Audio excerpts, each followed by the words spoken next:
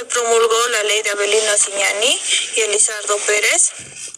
La ley 070 de Avelino Cignani y Elizardo Pérez fue promulgada el 20 de diciembre del 2010. ¿Quién lo promulgó? El presidente Evo Morales promulgó la norma en la sede de Magisterio Rural de La Paz. En la gestión 2013 inicia el proceso de aplicación de la nueva currícula en los primeros grados de primaria y secundaria. La ley establece que todas las personas tienen derecho a recibir educación en todos los niveles de manera universal, productiva, gratuita, integral e intercultural, sin discriminación, que la educación constituye una función suprema y primera responsabilidad financiera del Estado y garantiza la participación social y comunitaria. La Ley 070.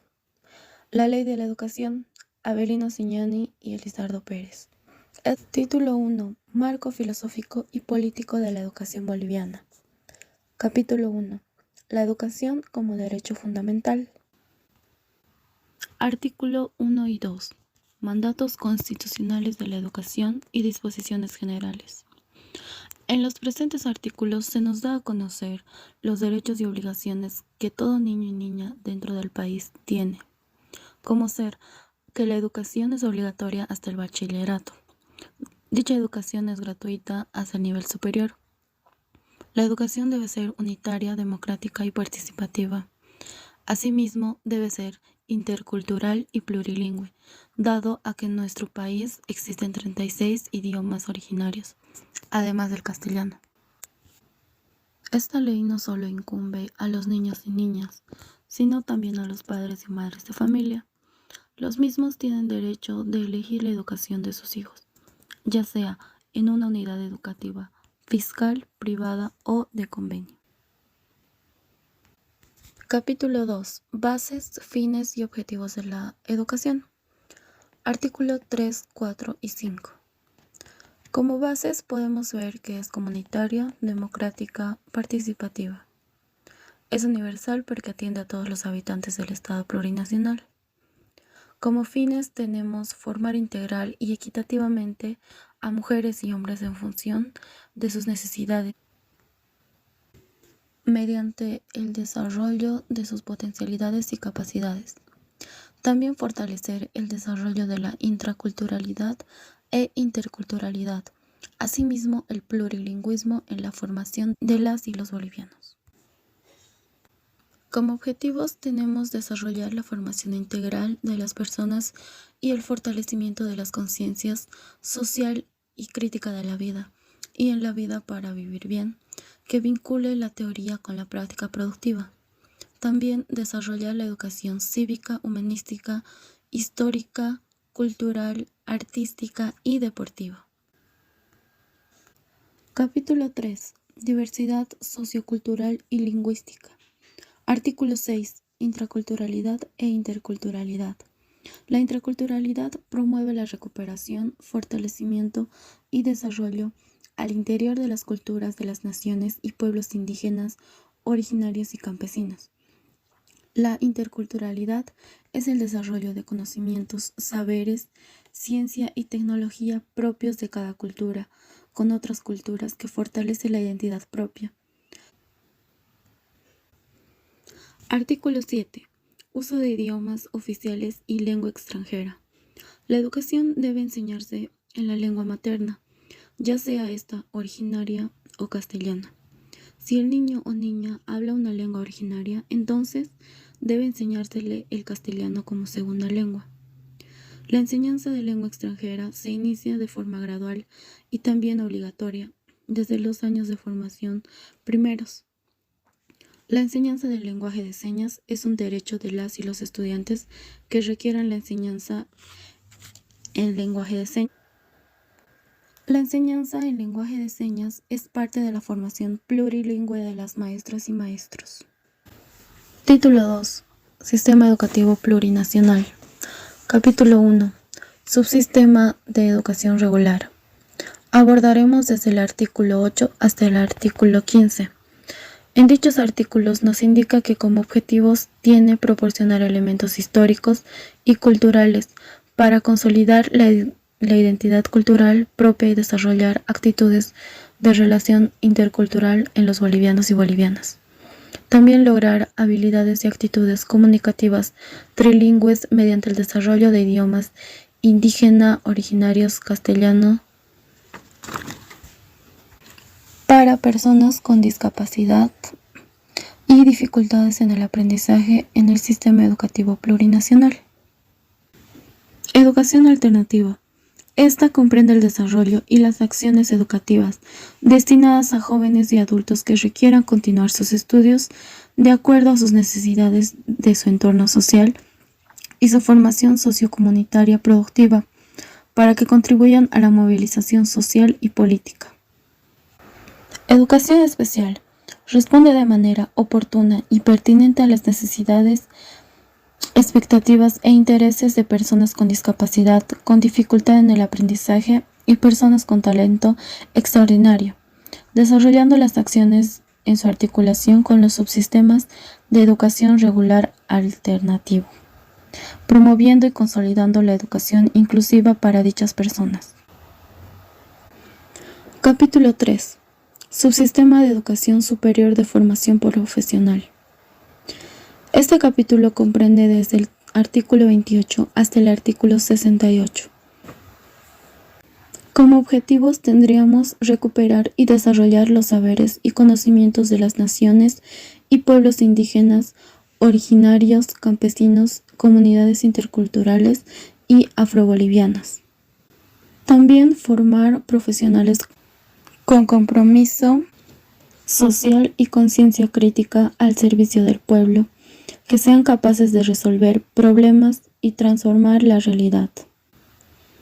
Como estructura tenemos la educación de formación profesional, que es de maestras y maestros, técnica y tecnología, artística y universitaria.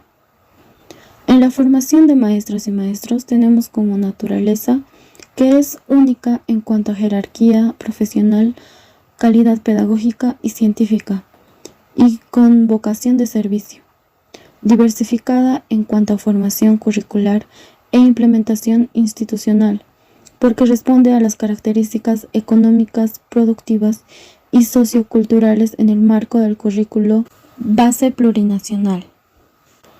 La formación técnica y tecnológica es la formación profesional, técnica e integral articulada al desarrollo productivo, sostenible, sustentable y autogestionario de carácter científico, práctico, teórico y productivo, cuyo objetivo es recuperar y desarrollar los conocimientos y tecnologías de las naciones y pueblos indígenas, originarios, campesinos, comunidades interculturales y afrobolivianos. En la formación artística, como objetivo se tiene formar profesionales con capacidades, competencias y destrezas artísticas y creativas. También fortalecer la diversidad cultural del Estado plurinacional en sus diferentes manifestaciones artísticas. En la formación universitaria se tiene como objetivo formar profesionales para sustentar la formación universitaria. Tenemos como objetivos formar profesionales científicos, productivos y críticos, capaces de articular la ciencia y la tecnología universal con los conocimientos y saberes locales, que contribuyen al mejoramiento de la producción intelectual y producción de bienes y servicios de acuerdo a las necesidades presentes de la sociedad y la planificación del Estado plurinacional.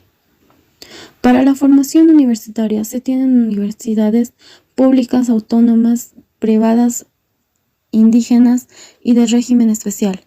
Todas estas universidades y escuelas superiores e institutos técnicos y tecnológicos son las únicas instituciones que podrán desarrollar programas de profesionalización en los grados académicos respectivos. Asimismo, como las universidades son las únicas instituciones que podrán desarrollar programas de posgrado para la especialización y desarrollo de la investigación. En el título 3 hablaremos acerca de la organización curricular, la administración y gestión del sistema educativo plurinacional.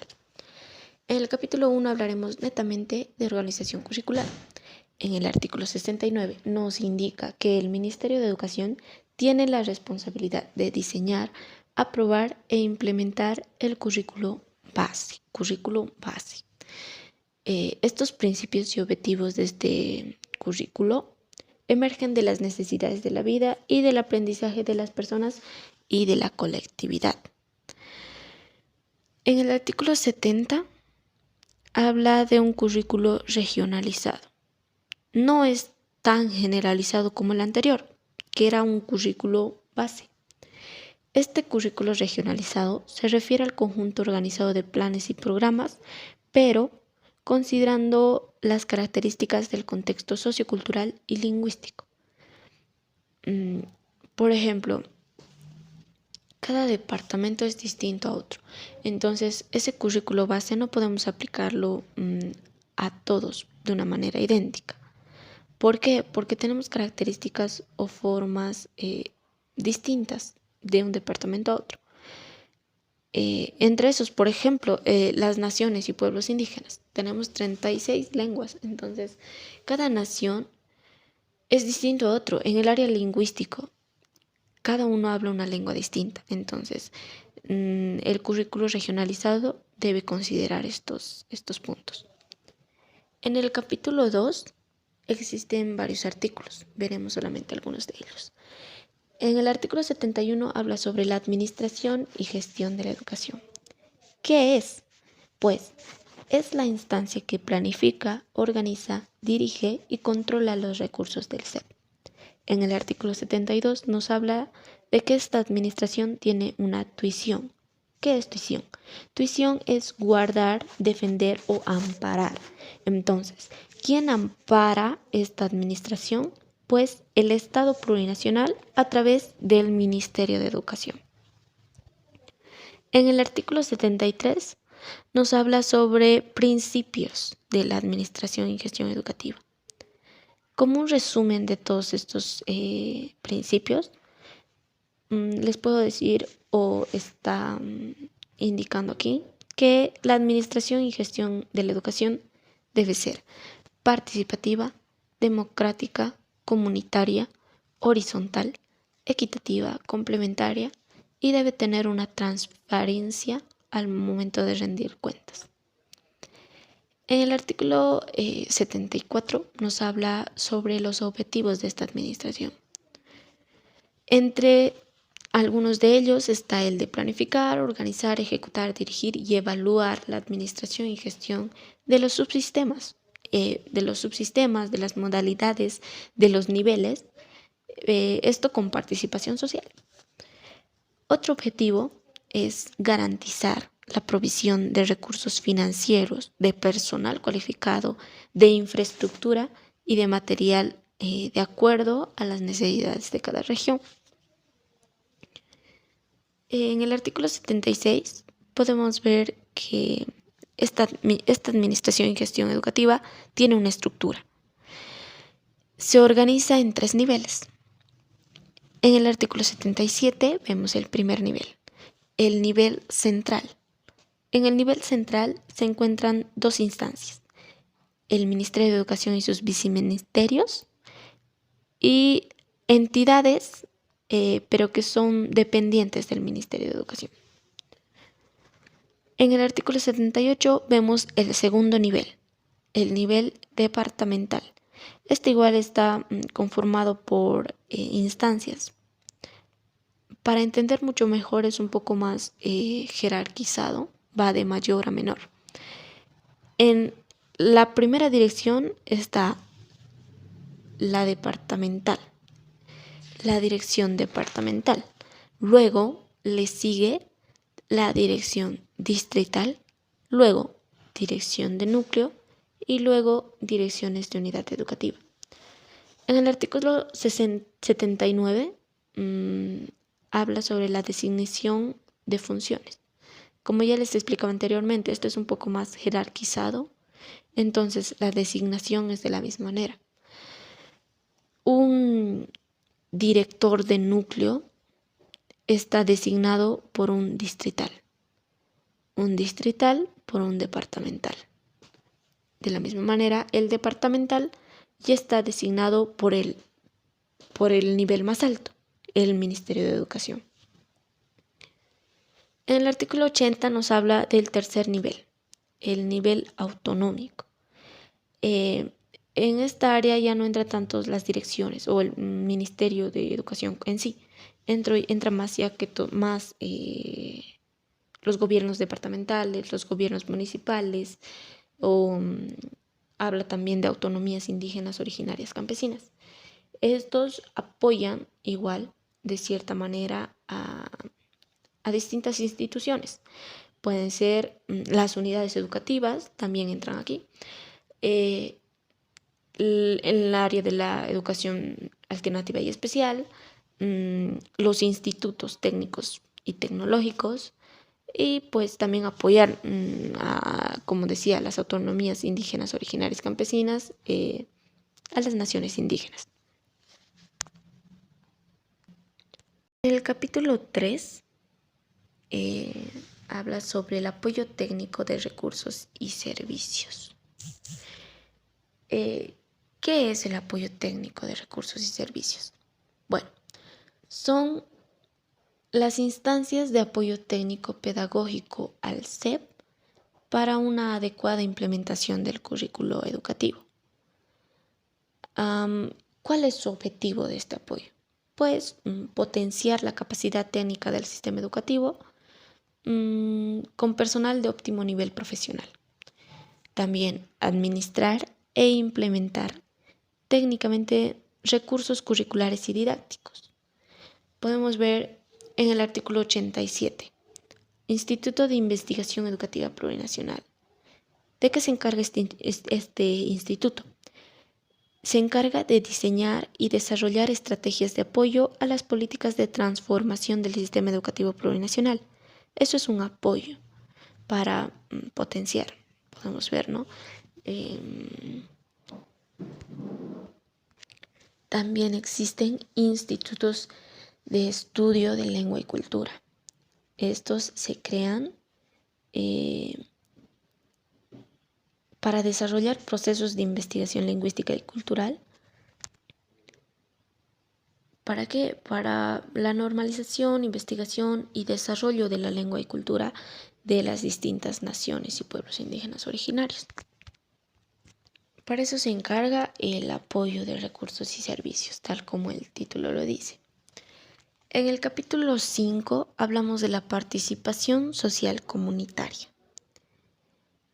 En este área entran actores sociales, actores comunitarios, tales como las madres, padres de familia.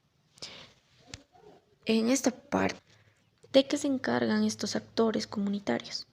Pues en el artículo 91 nos indica algunos de estos objetivos que tiene esta participación. Por ejemplo, participan en la planificación, control y seguimiento y evaluación del proceso educativo. ¿Para qué? Pues para optimizar el funcionamiento del SEP, ¿no? Y para finalizar podemos ver el título 4. En el título 4 habla más acerca de disposiciones.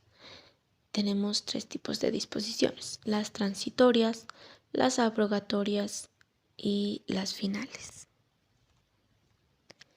En las disposiciones transitorias nos habla acerca de la implementación de la ley. La primera, podemos ver que habla acerca del Observatorio de la Calidad Educativa y habla sobre la implementación. En resumen,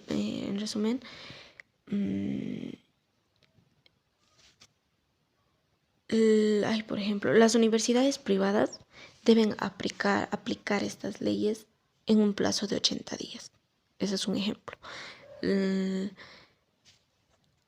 Después podemos ver que los institutos técnicos, por ejemplo, deben adecuarse a estas disposiciones de la ley, pero no les dan un plazo específico. Ese es un punto a analizar. Después en esta parte igual podemos ver otra disposición transitoria. Habla acerca de las escuelas de frontera en extrema pobreza. Se debe dar prioridad a ellas. El Estado debe priorizar estas escuelas. Deben recibir una atención personal en el área de la infraestructura también, en el equipamiento también de estas escuelas. Esto se define ya por el Ministerio de Educación. En las disposiciones abrogatorias, aclarando o para entender mucho mejor este aspecto, la palabra abrogar significa anular. Entonces, para implementar una ley necesitamos anular las anteriores. Y ahí es donde entra esta disposición. La única disposición es abrogar la ley 1565 de la reforma educativa, que tiene de fecha 7 de julio de 1994. Estas leyes, otras distintas disposiciones contrarias a la ley 070 o a la presente ley de la que estamos hablando, deben ser abrogadas. Continuemos. ¿Quién era Avelino Cignani? Avelino Cignani fue fundador de la educación indígena. Nació un 6 de febrero de 1881 en la comunidad de Llacmay de la provincia Humasuyos del departamento de La Paz. Avelino Cignani ha constituido uno de los más grandes referentes bolivianos en la educación y los derechos de los indígenas en Bolivia. Sus primeros estudios los realizó de forma clandestina, ya que en ese tiempo no se les permitía a los indígenas la educación. Realizó un viaje hasta Guarina para aprender a leer y a escribir, con el que fue su profesor Melchor Yurra. Entre 1904 y 1909 se puso a la tarea de enseñar a los demás indígenas de su comunidad a leer y escribir, lo que le valió la persecución de las autoridades y su encierro temporal. Cuando salió libre, empezó nuevamente con su tarea. Siguiendo una política, fue invitado por el gobierno de Montes para que captase más votos, ofreciéndole dinero, ropa y casa. Cignani se negó al acuerdo, más bien pidió un profesor. Después de un largo trámite burocrático, ha sido designado profesor de Warisata Eduardo Pérez, al que siguieron varios otros.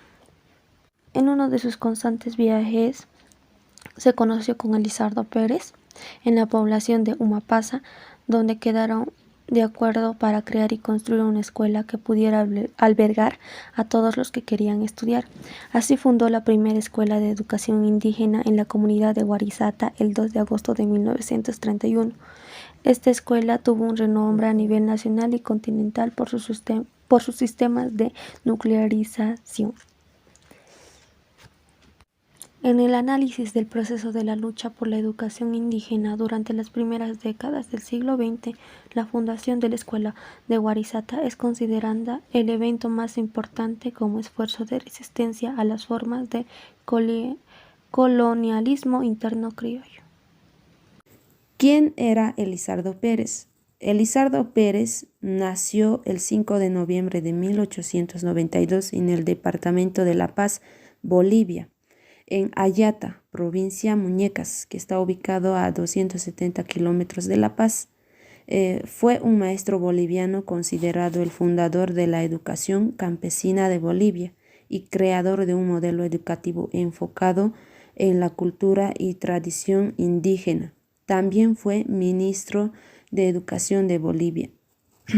Falleció el 15 de septiembre de 1980 en Argentina a los 87 años y posterior traslado a La Paz. Estudió en el Colegio de La Paz. En 1909 ingresó a la Normal de Maestros de Sucre, en la cual fue entre los primeros titulados de la institución.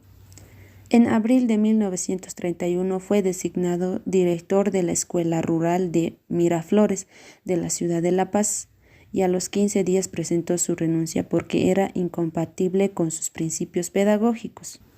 También Pérez sostenía que la Escuela del Indio debía estar ubicada en el corazón mismo de las comunidades indígenas.